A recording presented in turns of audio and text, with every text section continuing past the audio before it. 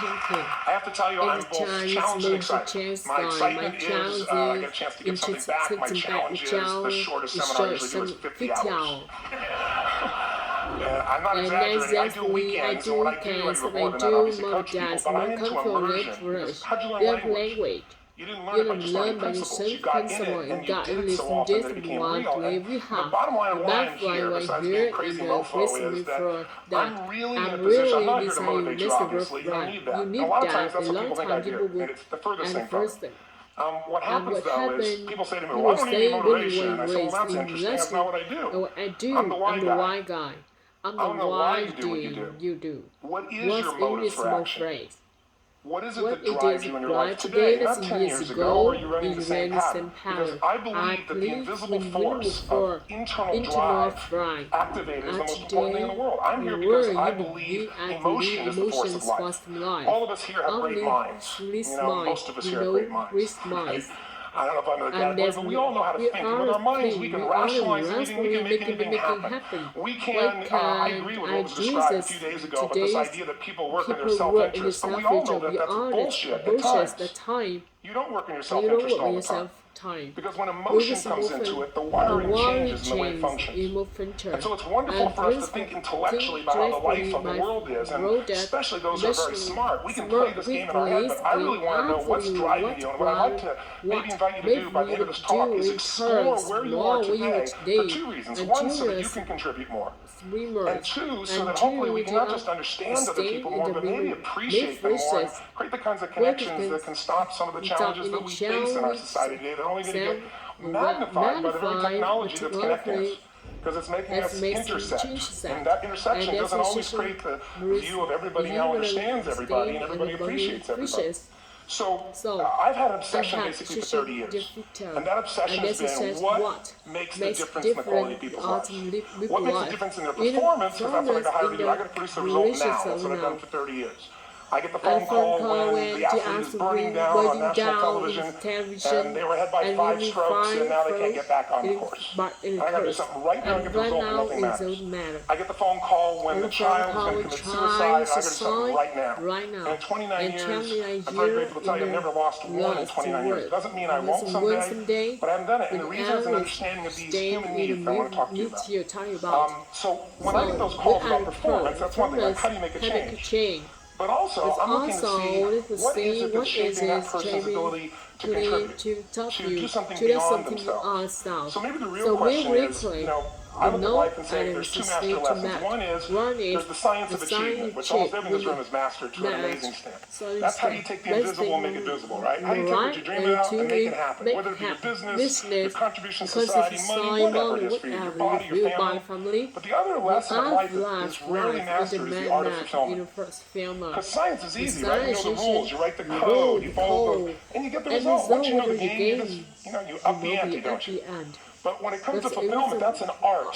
And the reason is it's about appreciation and it's about contribution. You can only feel so much by yourself. So I have an interesting laboratory to try to answer the question of the real question, which is what's the difference in somebody's life if you look at somebody like those people that you've given everything to, like all the resources they say they need. You gave them not a $100 computer, you gave them the best computer. You gave them love, you gave them joy, you were there to comfort them. And those people very often, and you know some of them I'm sure, end up the rest of their life with all this love, education, money, and background, spending their life going in and out of rehab. And then you meet people that have been through ultimate pain, psychologically, sexually, spiritually, emotionally abused, and not always, but often they become some of the people that contribute the most to society. So the question we've got to ask ourselves really is, what is it? What is it that shapes us? And we live in a therapy culture. Most of us don't do that, but the culture is therapy culture. What I mean by that is the mindset that we are our past. And everybody in this room, you wouldn't be in this room if you bought that theory, but most of society thinks biography is destiny. The past equals the future. And of course it does if you live it.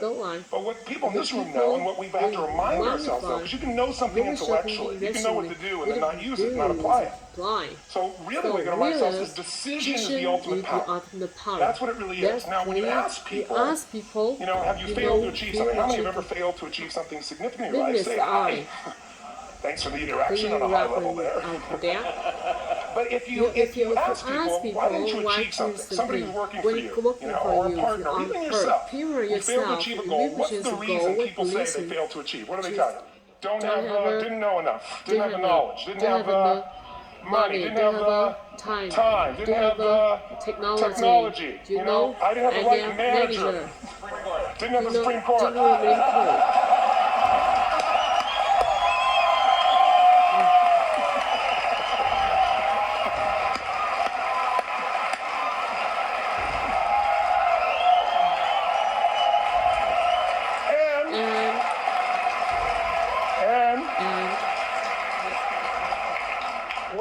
Including the Supreme Court have in common. They are claim to you missing resources. And they may be accurate. You may not have the money. You may not have the Supreme Court. But that is not the defining factor.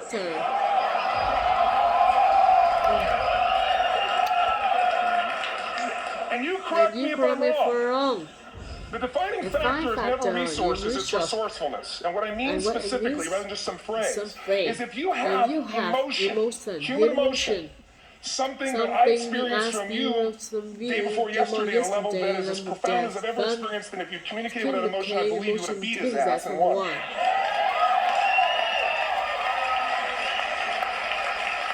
But how easy for me to tell him what he should do? Idiot.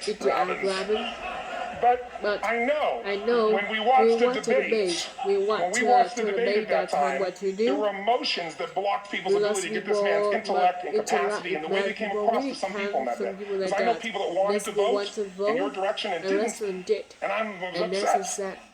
But there was emotion that was there. How many know what I'm talking about here? Say I. So emotion is in it. If we get the right emotion, we can get ourselves to do anything. We can get through it. If you're creative enough, playful enough, fun enough, can you get through to anybody, yes or no? If you don't have the money, but you're creative and determined enough, you find a way. So this is the ultimate resource, but this is not the story that people tell us. Right? The story people tell us is a bunch of different stories. They tell us we don't have the resources, but ultimately, if you take a look here, flip it up if you would. They say, what are all the reasons they have in common? So that next one, please. He's broken my pattern, that son of a bitch. But I appreciated the energy, I'll tell you that. What determines your resources? We said decisions shape destiny, which is my focus here. If decisions shape destiny, what determines it is three decisions. What are you going to focus on? Right now, you have to decide what you're going to focus on. In this second, consciously or unconsciously. The minute you decide to focus on something, you've got to give it a meaning. And whatever that meaning is produces emotion. Is this the end or the beginning? Is God punishing me or rewarding me, or is this the roll of the dice? And emotion then creates what we're going to do, or the action. So think about your own life, the decisions that have shaped your destiny. And that sounds really heavy, but in the last 5 or 10 years, 15 years, have there been some decisions you've made that if you made a different decision, your life would be completely different? How many can think of one, honestly? Better or worse? Say I. So the bottom line is maybe it was where to go to work, and you met the love of your life there. Maybe it was a career decision. I know the Google geniuses I saw here. I mean, I understand that their decision was to sell their technology at first. What if they made that decision versus to build their own culture? How would the world be different? How would their lives be different? Their impact. The history of our world is these decisions. When a woman stands up and says, no, I won't go to the back of the bus, she didn't just affect her life. That decision shapes our culture. Or someone standing in front of a tank, or being in a position like Lance Armstrong, and someone says to you, you've got testicular cancer. That's pretty tough for any male, especially if you ride a bike. You got it in your brain, you got it in your lungs. But what was his decision on what to focus on? Different than most people. What did it mean? It wasn't the end, it was the beginning. What am I going to do? He goes off and wins 7 championships he never once before the cancer because he got emotional fitness, psychological strength. That's the difference in human beings that I've seen of the 3 million I've been around. Because that's what my lab. I've had 3 million people from 80 different countries that I've had a chance to interact with over the last 29 years. And after a while, patterns become obvious. You see that South America and Africa maybe connect in a certain way, right? Other people say, oh, that sounds ridiculous. It's simple. So, what shaped Lance? What shapes you? 2 invisible forces. Very quickly. 1, state. We all have had times. Have you had a time you did something and after you did it, you thought to yourself, I can't believe I said that. I can't believe I did that. That was so stupid. Who's been there? Say, Have you ever done something after you did it? You go, that's me. That was me. Right? It wasn't your ability, it was your state. Your model of the world is what shapes you long term.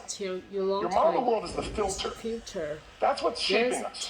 That's what makes people make decisions. We want to influence somebody, we got to know what already influences them.